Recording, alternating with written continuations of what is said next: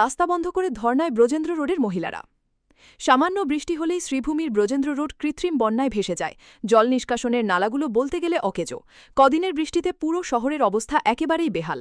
এবার বাধ্য হয়ে প্রতিবাদে রাস্তায় নামলেন ব্রজেন্দ্র রোডের মহিলারা।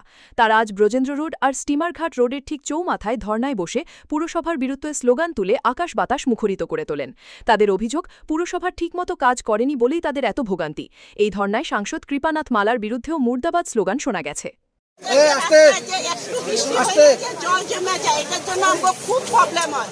এরকম কি প্রবলেম, আমাকে টাকা পয়সা জিনিসপত্র সবকিছু করতে হয়। আমরা বাচ্চা পড়া স্কুলে যাইতে পারে না, মাস্টার আইতে পারে না, ঘরে বয়স্ক মানুষ যারা আছে ট্রিটমেন্ট করাইতে পারে না। আমরা বহুত সাফার করি। আর আমরা খুব মধ্যবিত্ত পরিবারের মানুষ।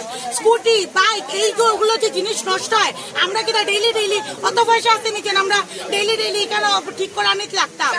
এখানের মধ্যে তিনজন ওয়ার্ড কমিশনার আছে, একটা ওয়ার্ড কমিশনার আয় না, একটা ওয়ার্ড কমিশনার খবর লয় না।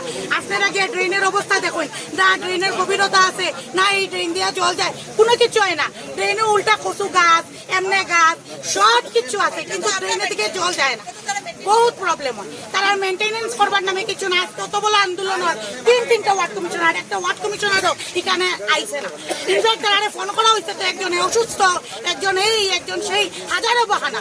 পাবলিকের পছন্দ, পাবলিকের অসুবিধা তারা বুঝতেই চায় না।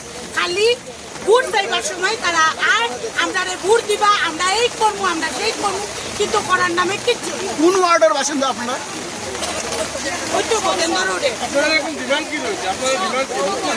আমরা জলটা আমরা রোডে যাতে জল না হয়, বাস এটাই আমরা ডিমান্ড। আর কোনো ডিমান্ড নাই আমাদের ডিমান্ড। রাস্তা ঠিক আমরা জলের প্রবলেম না। তারা যেটা করুক, আমরা রোডে খালি জলটা যাতে না হয়। বাকি তারা টিকা করতাম, টিকা নয় আমরা দিতে লাভ নাই, তারা টিকা করতাম, কিন্তু আমরা নোয়াকিসের জন্য আর যাতে জল না হয়। আমরা বহুত সাফার করি।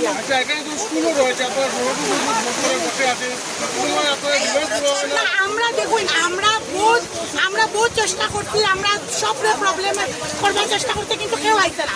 তখন আজকে আমরা বাধ্য, আমার মেয়েও এই স্কুলে পড়ে, আমরা যতদিন এখানে সবের বাচ্চা এই স্কুলেই পড়ে, কিন্তু যত সময় পর্যন্ত আমরা কোনো সমাধান হইতো না, কোনো বাচ্চা স্কুল থেকে বেরোতে পারতো না, আর কোনো গার্জিয়ানও বাচ্চার কাছে যেতে পারতো না। তখন প্রশাসনে যা করবার করিলাম, আমরা জেলে যাইতেও রাজি আছি, কিন্তু আমরা সমাধান লাগতো।